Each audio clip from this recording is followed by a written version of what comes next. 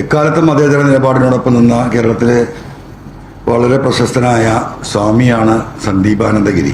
ശബരിമല വിഷയത്തിൽ അദ്ദേഹം എടുത്ത സുപ്രീം കോടതി വിധിക്ക് അനുകൂലമായി എടുത്ത നിലപാട്, ഗവൺമെന്റ് എടുത്ത ആ നിലപാട്, അതിനെ അംഗീകരിച്ചുകൊണ്ട് സംസ്ഥാനത്ത് രംഗത്ത് വന്നിരുന്നു. നമുക്കെല്ലാവർക്കും ഓർമ്മയുള്ളതാണ്. അതിനുശേഷം അദ്ദേഹത്തിൻ്റെ ആശ്രമം കത്തിക്കുന്ന വലിയൊരു സംഭവം നമ്മുടെ എല്ലാവരുടെയും ഓർമ്മയിലുണ്ട്. അപ്പോൾ അതുമായി ബന്ധപ്പെട്ടുണ്ടായ പോലീസ് നടത്തിയ ഈ ഗവൺമെന്റിനെയും പാർട്ടിയെയും പ്രതിരോധത്തിലാക്കാൻ വേണ്ടി പ്രതികളെ രക്ഷപ്പെടുത്താൻ നടത്തിയ വളരെ ബുദ്ധിപരമായ നീക്കവും അതിനുശേഷം ബഹുമാനപ്പെട്ട മുഖ്യമന്ത്രി നേരിട്ടിടപെട്ട് മറ്റൊരു അന്വേഷണ സംഘത്തെ നിയമിച്ച് ആ പ്രതികളെ, അതിന് നേതൃത്വം നൽകിയ പ്രതികളെ ആയ RSSകാരെ അറസ്റ്റ് ചെയ്ത് നിയമത്തിന് മുന്നിൽ കൊണ്ടുവരുന്ന സ്ഥിതിയാണ് ഉണ്ടായത്. ഈ സന്ദീപാനന്ദഗിരിയുടെ കേസുമായി ബന്ധപ്പെട്ട് എത്രത്തോളം ഈ പാർട്ടിയും ഗവൺമെന്റും പ്രതിസന്ധിയിലായിട്ടുണ്ട് എന്ന് നമുക്കറിയാം. സന്ദീപാനന്ദഗിരിയാണ് ഇത് കത്തിച്ചത്. അദ്ദേഹം പേരെടുക്കാനും പ്രശസ്തി ഉണ്ടാക്കാനും കേരളം അത് ചർച്ച ചെയ്യാനും വേണ്ടിയിട്ട് ചെയ്തതാണ് എന്ന ഭാഷ്യത്തിലായിരുന്നു പോലീസിന്റെ ഒന്നാം ഘട്ടം. രണ്ടാം ഘട്ടവും സ്വാഭാവികമായിട്ടും പൊതുസമൂഹം ആ മനുഷ്യനെ സംശയത്തിന്റെ മുൾമുനയിൽ നിർത്തി ഈ പോലീസ് എത്ര കാലം സമൂഹത്തിൽ ഇറങ്ങി വരാൻ കഴിയാത്ത വിധം സ്വാമിയുടെ അഭിമാനത്തിന് ക്ഷതമേൽക്കുന്ന വാർത്തകളും റിപ്പോർട്ടുകളും നമ്മൾ കണ്ടതാണ്. അപ്പോൾ ഈ പോലീസിലെ ഒരു RSS സംഘം എത്രത്തോളം ഈ ഗവൺമെന്റിനെ പ്രതിസന്ധിയിലാക്കാൻ ശ്രമിക്കുന്നു എന്നതിൻ്റെ ഒരു തെളിവ് കൂടിയാണ് ഈ പോലീസ് റിപ്പോർട്ട്. ഈ കേസിന്റെ ഒന്നാം ഘട്ടത്തിൽ ഈ കേസ് അന്വേഷിച്ച ഉദ്യോഗസ്ഥരിൽ ഒരു DYSP ഉണ്ടായിരുന്നു. അദ്ദേഹത്തിന്റെ പേര് രാജേഷ് എന്നാണ്. അദ്ദേഹമാണ് ഈ കേസിലെ ഒന്നാം ഘട്ടത്തിൽ ഈ കേസിനെ തിരിച്ചുവിടുന്നതിന് നേതൃത്വം നൽകിയത്. അദ്ദേഹത്തിന്റെ ചില ഫോട്ടോസ്, ഇപ്പൊ റിട്ടയർഡാണ്. ഈ കേസന്വേഷണം കഴിഞ്ഞ് അദ്ദേഹം റിട്ടയർഡായിട്ട് ഈ കഴിഞ്ഞ പാർലമെന്റ് തെരഞ്ഞെടുപ്പിൽ BJPയുടെ ബൂത്ത് ഏജന്റാണ് ഈ പറയുന്ന വ്യക്തി. ഈ ഫോട്ടോ നിങ്ങൾക്ക് ഞാൻ അയച്ചു തരാം. ഒരു ഫോട്ടോ അല്ല, ഈ ചങ്ങാതിയാണ് കേസ് തിരിച്ചുവിടുന്നതിൽ ഒരു പ്രധാനി. ഒരുപാട് ബൂത്ത് ഏജന്റുമാരെ നമ്മൾ കണ്ടിട്ടുണ്ട്. കൊടി തന്നെ പുറച്ചിരിക്കുന്ന നോക്കൂ നിങ്ങൾ. അപ്പൊ എന്താ ഇതിൽ നിന്നൊക്കെ കാണിക്കുന്നത്? ഈ കക്ഷി ഇതിൽ ഈ കേസ് അട്ടിമറിച്ചതിൽ ഒരു പ്രധാന കക്ഷിയാണ്. ആവലാതിക്കാരൻ എന്ന് പറയുന്നത് സന്ദീപാനന്ദഗിരി.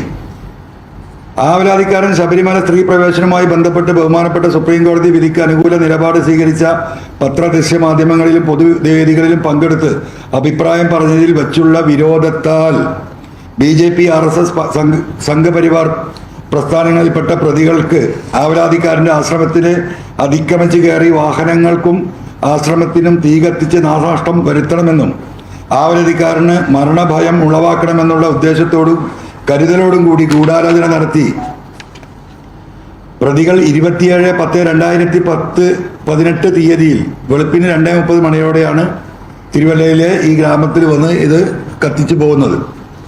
ഇതില് പോർട്ടിക്കോയിൽ നിർത്തിയിരുന്ന കാറുകൾ, ബൈക്കുകൾ എല്ലാം കത്തി നശിപ്പിച്ചു.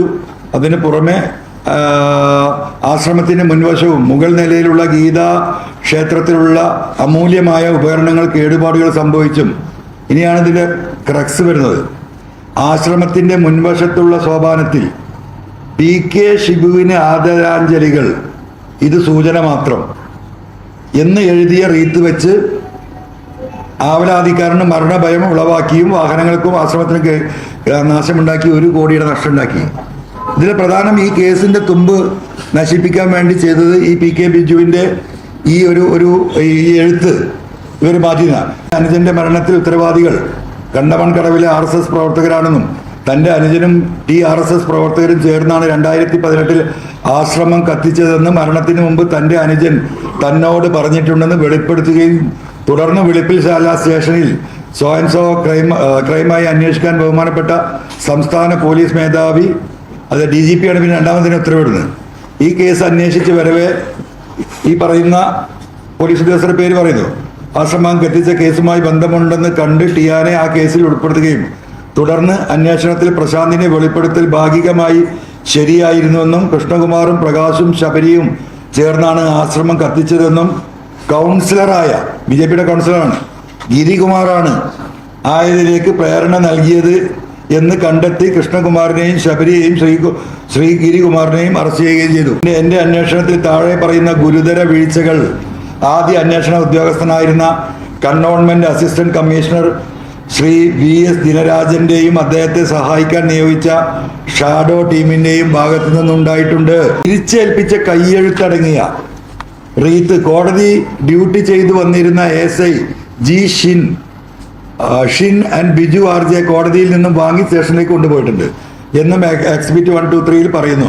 അങ്ങനെ വന്ന് പിന്നെ പറയുന്നത്, എന്നാൽ ഈ റീത്തും അതിന്മേലുള്ള വെള്ള പേപ്പറിൽ എഴുതിയ ഭീഷണി കയ്യെഴുത്തും ഇപ്പോൾ സ്റ്റേഷനിലില്ല.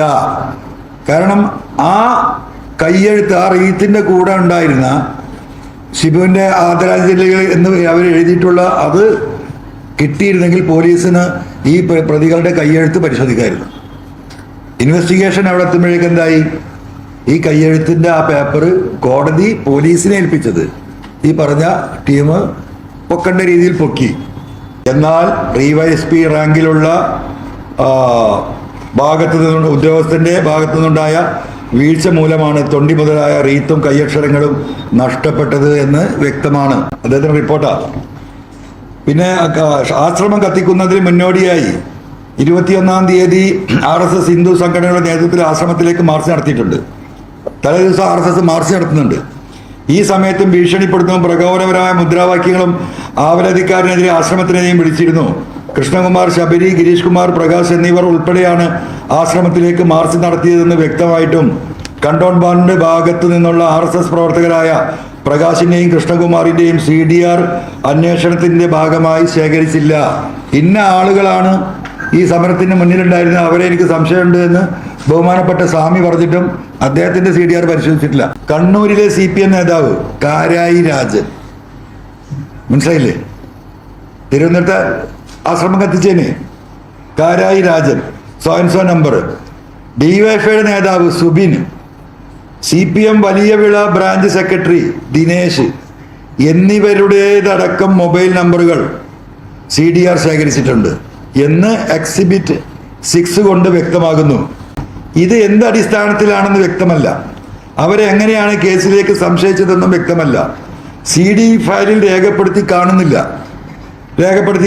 ഇത് കൃത്യമായ അധികാര ദുർവിനിയോഗമാണ്. അപ്പൊ എന്താ ഈ പറഞ്ഞതിന്റെ അർത്ഥം? ഈ CDR പരിശോധിച്ചിട്ടുണ്ടെങ്കിൽ ഈ കേസന്വേഷണത്തിൽ അത് പറയണം.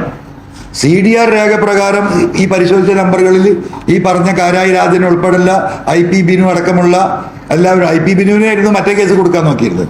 ഏത്, നമ്മുടെ AKG സെന്ററിൽ ബോംബ് പറഞ്ഞതിൽ. അതിനുവേണ്ടി ഒരുപാട് അസാധു നടന്നിട്ടുണ്ട്. അവസാനം എന്തായി? ഒളിച്ചു വെച്ചിട്ടും സത്യം പുറത്തു വന്നു. ആരാണ് കത്തിച്ചത്? അതുവരെ ആരായിരുന്നു? CPM കത്തിച്ചു.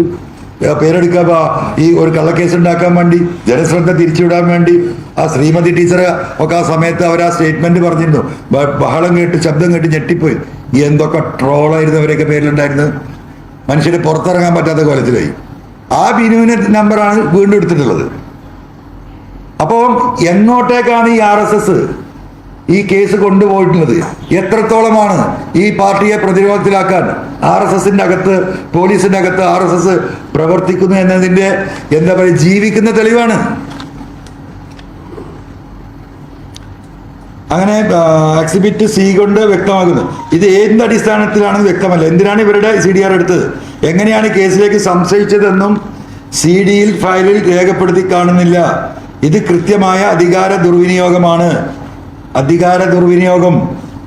കേസ് അന്വേഷണത്തിന്റെ മറവിൽ മറ്റു ഫോൺ നമ്പറുകൾ CDR യാതൊരു ന്യായീകരണവും മാനദണ്ഡവും ഇല്ലാതെ ഏറ്റെടുക്കുന്നത് തികച്ചും നിയമവിരുദ്ധമാണ്. ഇത് അന്വേഷിച്ച ക്രൈംബ്രാഞ്ച് DYSP ഹയർ അതോറിറ്റി കൊടുത്ത പോലീസ് റിപ്പോർട്ടാണിത്. റിപ്പോർട്ടിനോടൊപ്പം എക്സിബിറ്റ് ഷാഡോ ആയി പിന്നെ ഈ പറയുന്നത് CCTV ഫുട്ടേജുകൾ പൂർത്തി കേസിലെ കൃത്യസ്ഥലത്തിന് സമീപമുള്ള വീട്ടിലെ CCTV ക്യാമറ ദൃശ്യങ്ങൾ പരിശോധിച്ചതിൽ 27/10/2000 ഇവര് പരിശോധിക്കാൻ കേട്ടോ. ആ സമയത്ത് അതിലെ ബൈക്ക് പോയവർ കാണുന്നുണ്ട്. ഈ ഭാഗം മേഖലകളൊന്നും പരിശോധിച്ചിട്ടില്ല. പിന്നെ അതിന്റെ കാര്യങ്ങളാണ് പറഞ്ഞ് CCTVയുമായി ബന്ധപ്പെട്ടിട്ടില്ല. മറുപടിയിൽ പരാമർശിച്ചിട്ടുള്ള അത്തരമൊരു CCTV ഫുട്ടേജ് എന്റെ ഓഫീസിൽ ഹാജരാക്കിയിട്ടില്ലാതാകുന്നു. മുൻ അന്വേഷണ ഉദ്യോഗസ്ഥനായിരുന്ന cantonment police assistant commissioner Dinaraj VSൽ നിന്നും ഉണ്ടായ മേൽപ്പറഞ്ഞ വീഴ്ചകൾ ഗൗരവ സ്വഭാവമുള്ളതിനാൽ മേലുദ്യോഗസ്ഥരുടെയും കേസിന്റെ അന്വേഷണവുമായി ബന്ധപ്പെട്ട് നിയോഗിച്ചിരുന്ന തിരുവനന്തപുരം സിറ്റി ഷാഡോ ടീം അംഗങ്ങളായ സോയൻസോ GSI പോലീസ് ഉദ്യോഗസ്ഥരുടെയും അജിത് എന്ന ഉദ്യോഗസ്ഥർക്കെതിരെയും നടപടി സ്വീകരിക്കുന്നതിനായി റിപ്പോർട്ട് സമർപ്പിക്കുന്നു. അവർക്കെതിരെ നടപടി സ്വീകരിച്ച് സസ്പെൻഡ് ചെയ്യണം അല്ലെങ്കിൽ ഈ ഡിസ്മിസ് ചെയ്യണം എന്നതാണ് ഇതിനൊരു ഹയർ അതോറിറ്റി നോക്കിയത് കാണുക. എന്നിട്ട് ഉള്ളടക്കം ചെയ്യുന്നത് ഒന്ന്, പൂജപ്പുര പോലീസ് സ്റ്റേഷനിലെ മെറ്റൽ റൈറ്ററായിരുന്ന SIG സുജിത് കുമാർ കെയുടെ മൊഴി പകർപ്പ്. അപ്പോൾ ഇതിൽ കൊടുത്ത ഡോക്യുമെന്റ്സ് എന്തൊക്കെയാണ് എന്നുള്ള പകർപ്പാണ് ഇതിലുള്ളത്. അപ്പോൾ ഇതാണ് സ്ഥിതിവിശേഷം. അന്നത്തെ അദ്ദേഹത്തിന്റെ പോസ്റ്റിൽ ഈ DYSP ഈ പറഞ്ഞതുപോലെ ഇത് കള്ളക്കളി നടത്തിയിട്ടുണ്ടെന്നും അദ്ദേഹം BJPയുടെ ഏജന്റ് ആണെന്നും പറഞ്ഞിട്ട് അന്ന് സ്വാമിയിട്ട അദ്ദേഹത്തിന്റെ ഫേസ്ബുക്ക് പോസ്റ്റാണ്. ഇതാണ് കേരളത്തിലെ പോലീസിന്റെ ഇടയിൽ ഈ പറഞ്ഞ ക്രിമിനൽ സംഘത്തെയും ആ ക്രിമിനൽ സംഘത്തോടൊപ്പം ഈ ഗവൺമെന്റിനെ ഏതെല്ലാം നിലയിൽ പ്രതിസന്ധിയിൽ ഈ പാർട്ടിയെ പ്രതിസന്ധിയിലാക്കാൻ കഴിയോ അതിന് മുഴുവൻ നേതൃത്വം നൽകിയ ADGP അജിത് കുമാറിനോടൊപ്പം നിൽക്കുന്ന ഒരു വലിയ സംഘം ഇവിടെയുണ്ട് എന്ന് ഞാൻ ആവർത്തിച്ച് പറയുന്നത്. ഇവിടെയാണ് പൊളിറ്റിക്കൽ സെക്രട്ടറിയുടെ പ്രസക്തി വരുന്നത്. പാർട്ടി ഒരു പൊളിറ്റിക്കൽ സെക്രട്ടറിയെ മുഖ്യമന്ത്രിയോടൊപ്പം നിയമിച്ച് അദ്ദേഹത്തിന്റെ പ്രധാനമായ ഡ്യൂട്ടി എന്താ? ഇത്തരം കാര്യങ്ങൾ കൃത്യമായി പരിശോധിക്കുകയും പഠിക്കുകയും പാർട്ടിക്ക് റിപ്പോർട്ട് ചെയ്യുകയും ഗവൺമെന്റിന് റിപ്പോർട്ട് ചെയ്യുകയും തെറ്റായ നിലപാടെടുക്കുന്ന ഉദ്യോഗസ്ഥന്മാർക്കെതിരെ കർശന നടപടികൾ എടുക്കുകയും കള്ളക്കേസിൽ കൊടുക്കുന്ന അതിൻ്റെ അനീതി പോലീസിന്റെ ഭാഗത്തുണ്ടെങ്കിൽ അത് റെക്ടിഫൈ ചെയ്യുകയും നല്ല ഓഫീസർമാരെ അവർക്ക് വേണ്ട പ്രോത്സാഹനം നൽകി കുറ്റമറ്റ രീതിയിൽ പോലീസ് സംവിധാനത്തെ നിലനിർത്തി കൊണ്ടുപോയി ഗവൺമെന്റിനും ജനങ്ങൾക്കും ആശ്വാസം നൽകുന്ന ഒരു സംവിധാനമായി കേരളത്തിന്റെ പോലീസിനെ നിലനിർത്താൻ പാർട്ടി ഉത്തരവാദിത്തപ്പെടുത്തിയ പാർട്ടിയുടെ പൊളിറ്റിക്കൽ സെക്രട്ടറി അദ്ദേഹം ആ ഉത്തരവാദിത്തം നിർവഹിച്ചിട്ടില്ല. ഇങ്ങനെ റിപ്പോർട്ട് കിട്ടിയിട്ട് എന്തുകൊണ്ട് പൊളിറ്റിക്കൽ സെക്രട്ടറി കണ്ടില്ല? ഇന്റലിജൻസ് RSS നേതാവിനെ ഈ പറയുന്ന ADGP അജിത് കുമാർ കണ്ടിട്ടുണ്ടെന്ന് മാസങ്ങൾക്ക് മുമ്പ് റിപ്പോർട്ട് ചെയ്തപ്പോ എന്തുകൊണ്ട് പൊളിറ്റിക്കൽ സെക്രട്ടറി അത് കണ്ടില്ല? പിന്നെ എന്ത് ഉത്തരവാദിത്തം?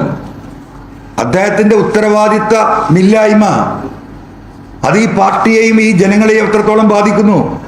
ആ ഉത്തരവാദിത്തത്തിൽ നിന്ന് അദ്ദേഹത്തിന് ഒഴിഞ്ഞു മാറാൻ കഴിയില്ല എന്നത് തന്നെയാണ് എൻ്റെ പരാതി. അതിനെ ഈ പറയുന്ന രീതിയിൽ സപ്പോർട്ട് ചെയ്യുന്ന ഡോക്യുമെന്റ്സ് ആണ്. കേരളം കണ്ട ഏറ്റവും വലിയ സമരമായിരുന്നു കമ്മ്യൂണിസ്റ്റ് പാർട്ടി നടത്തിയത് സോളാർ കേസ്.